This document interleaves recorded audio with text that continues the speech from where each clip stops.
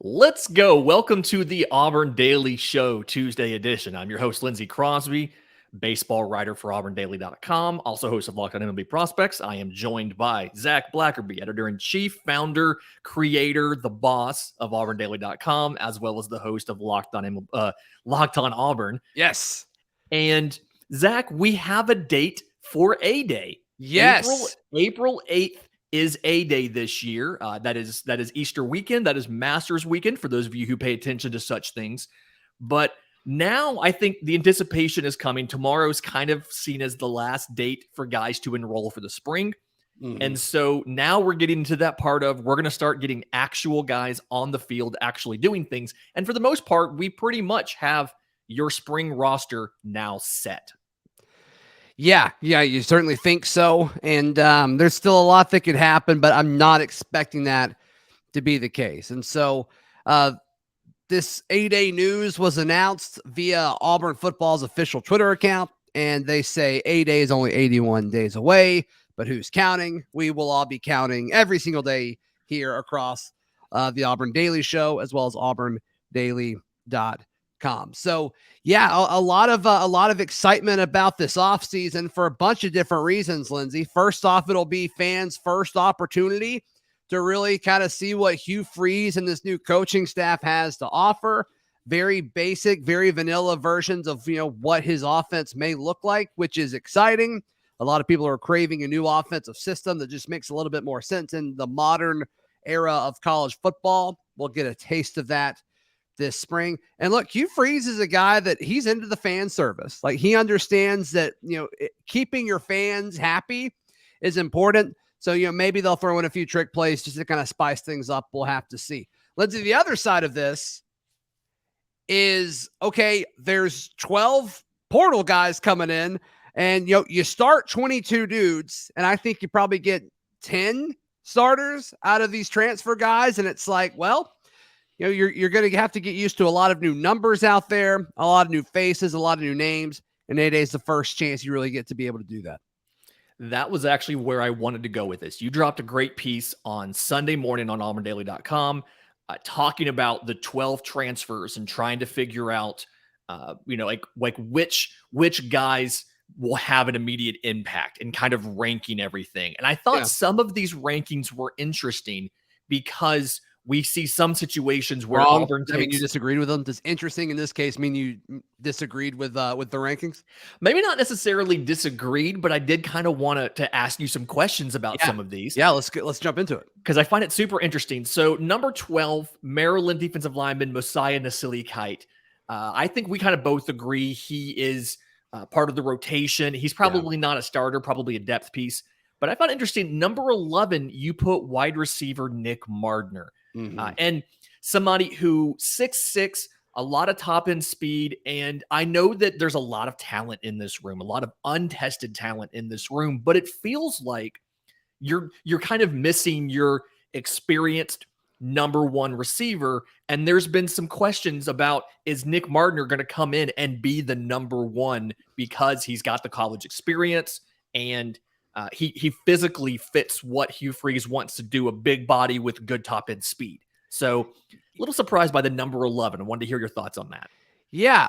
I don't think he's going to be as big of a factor as what we want him to be. And look, I think long-term that'll be good for Auburn, but I'm curious to see where he's going to line up. And I know Hugh Freeze is going to change things a little bit as far as how you slot receivers in at certain positions, but like, I think Camden Brown is better than him. I do think it's interesting when you look at Nick Mardner's history with Marcus Davis, the new wide receivers coach for the Auburn Tigers, their history at Hawaii.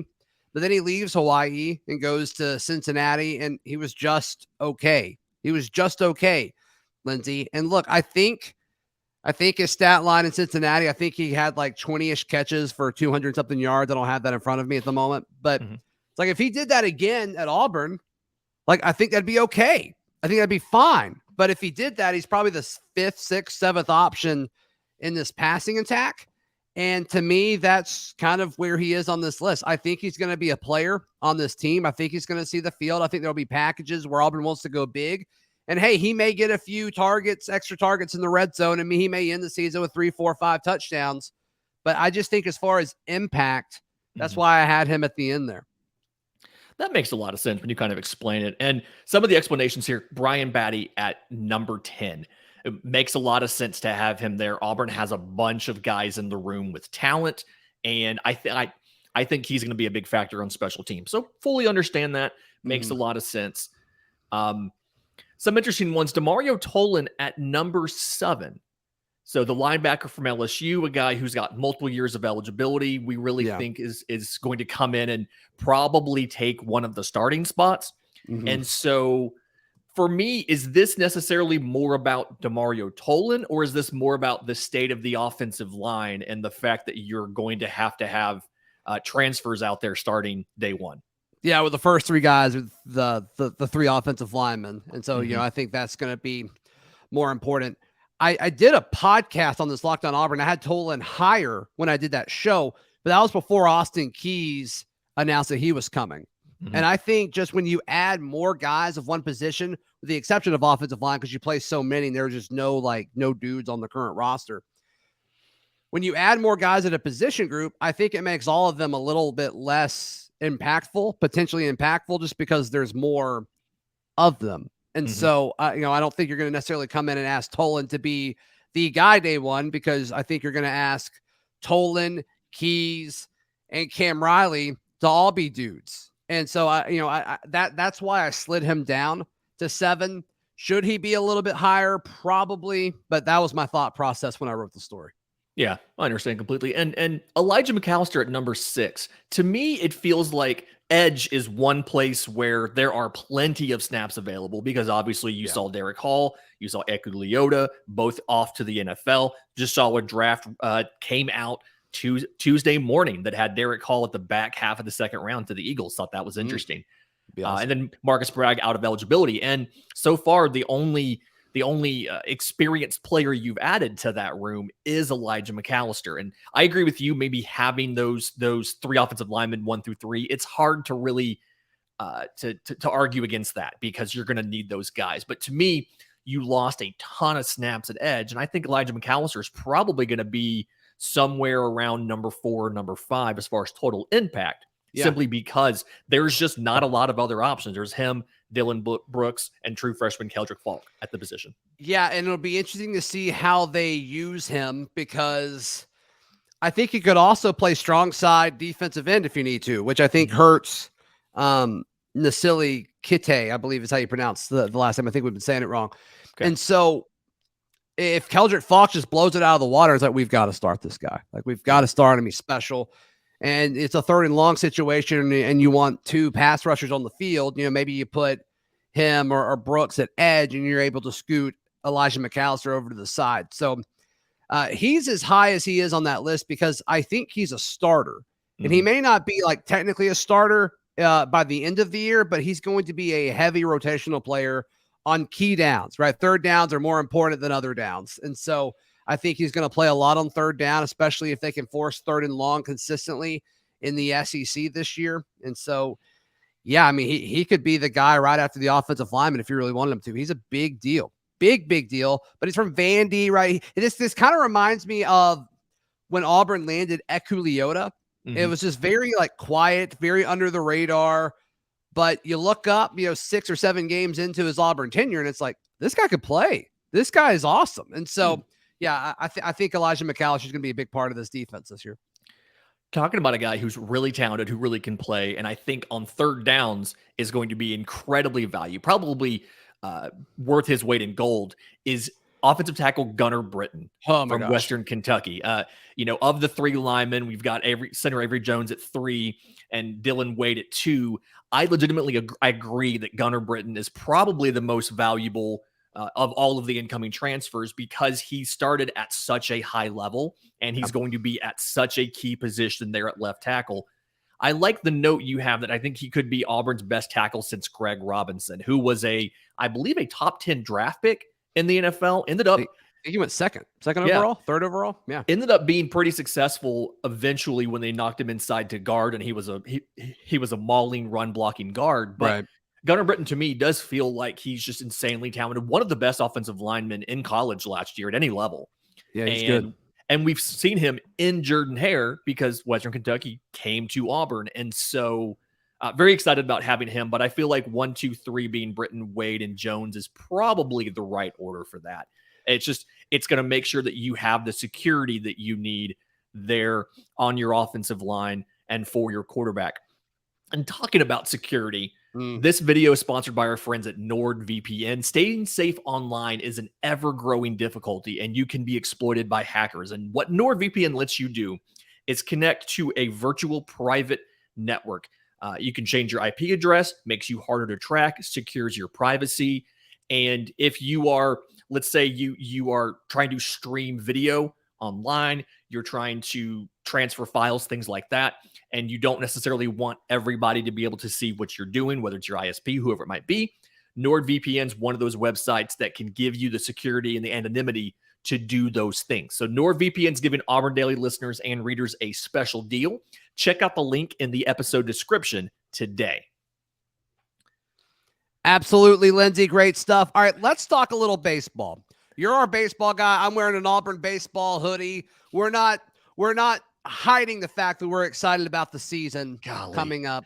And really just a few weeks away if you want to count that high. So looking at this, looking at some of the rankings that have come out, preseason stuff, Auburn and Omaha team from a year ago, not inside the top 10, Lindsay. Your reaction when you got that information?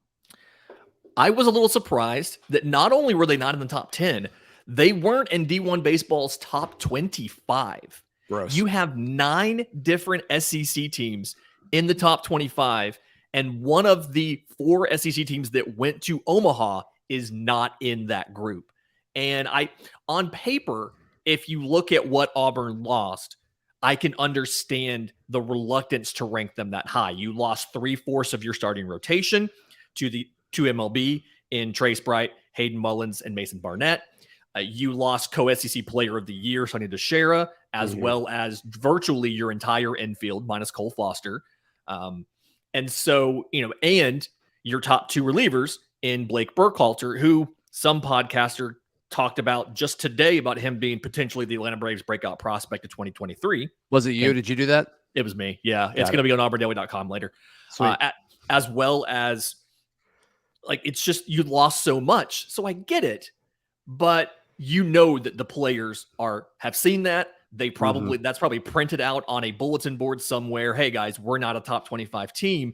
And it's really interesting how the schedule breaks down as far as Auburn's playing 7 teams that are in the top 25 this season, and 5 of them are on the road. And it's just wild to me. So at what point does Butch Thompson start getting respect? I mean, it seems like both he and the Auburn Tigers, they're always counted out, and then they always overachieve. And every year, the narrative's like, man, these Auburn Tigers, they're really just overachieving. And at some point, it's like, no, I think you're just ranking them too low year after year. Yeah, I mean, this is his 8th season at Auburn, and he's taken Auburn to Omaha, 3 times now in 8 years? Yeah. It's just, I don't necessarily know what it's going to take other than doing it again. There is the timing of it. If you look at 2019, you have a great run. You lose 2020, and then you struggle in 2021.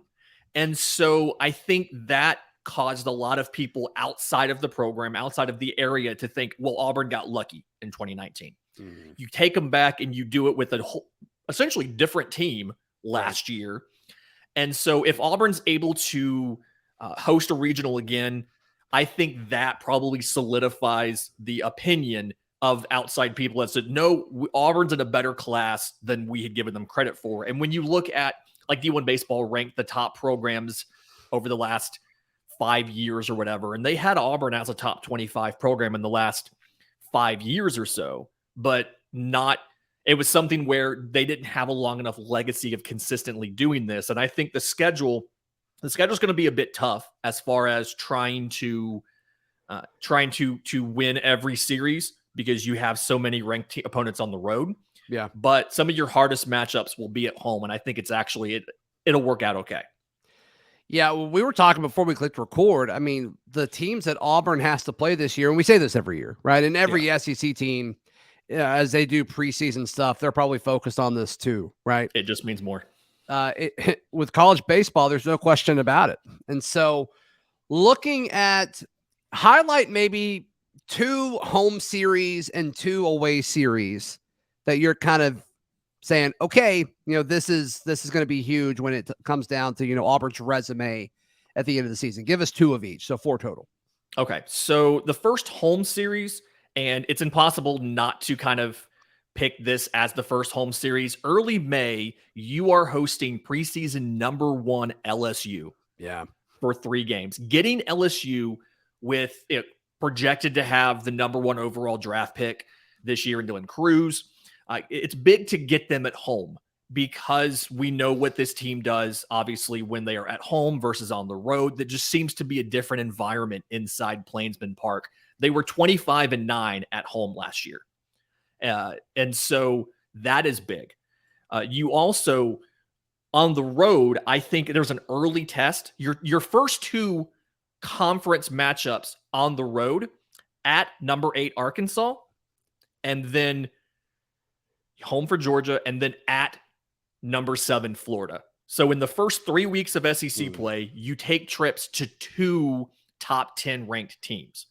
And I think after those 2 weekends, we're going to have a pretty good idea of where this Auburn team is competitively in the SEC. Florida has both some great outfielders led by Wyatt Langford, as well as some good pitching. They've brought in some transfer pitchers. So that should be a good matchup as far as Auburn's offense versus their pitching. And then Arkansas was just always full of dudes. Arkansas always has a lot of talent in the middle infield. They're good.